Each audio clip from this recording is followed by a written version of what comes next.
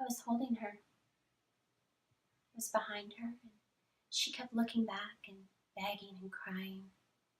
Please don't kill me. Please don't kill me. I don't want to die. I want to live. I want to live and have my baby. I want to have my baby, please. And I looked her straight in the eye, and I said, look, bitch, I don't care about you. I don't care about your baby. You better be ready. You're going to die, and I don't feel a thing about it. You know what? I stabbed her. Okay? And I just kept stabbing her until she stopped screaming. Well, I thought you understood. I loved her. And it was like I was killing part of myself when I killed her.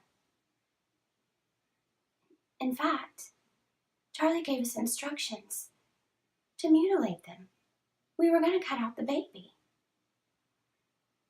And, you know, the next night, the other two, the LaBiancas, what do you think? And there was more before. This one guy, we cut off his head. And there were 3 more out in the desert. And then more before. At least 11 they'll never solve. And there's going to be more to come. We're going to pick out some of the biggest pigs and execute them and release them from this earth. You have to have real love in your heart to do that for someone. You know? Okay?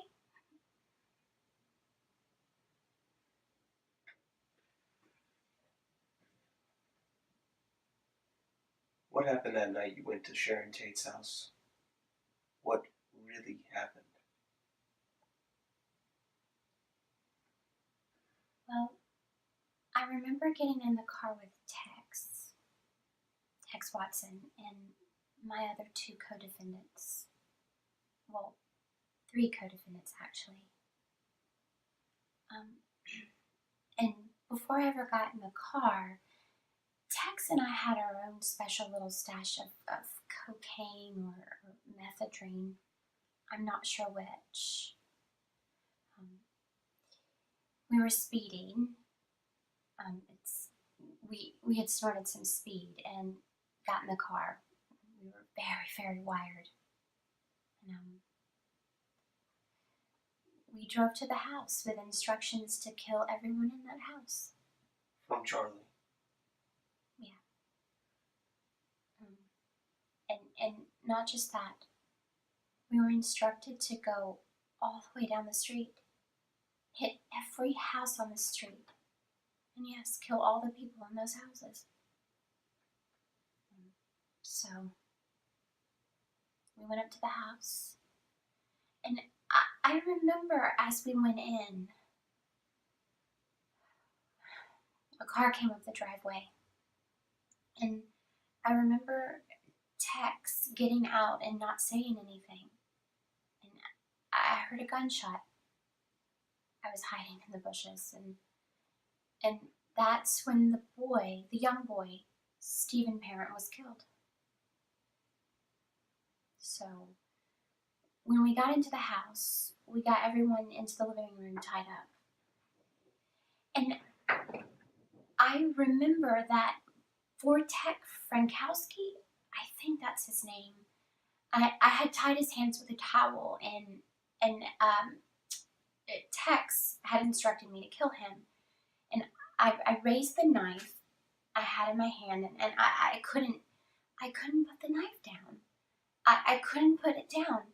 There was a force that grabbed my wrist, and I couldn't.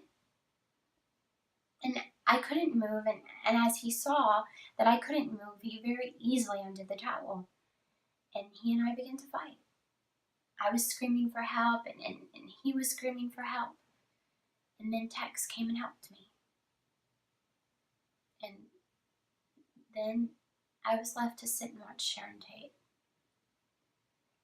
And all I remember is seeing people just scattering in all different places. And through all this, Sharon Tate was talking to me. I remember that I felt nothing.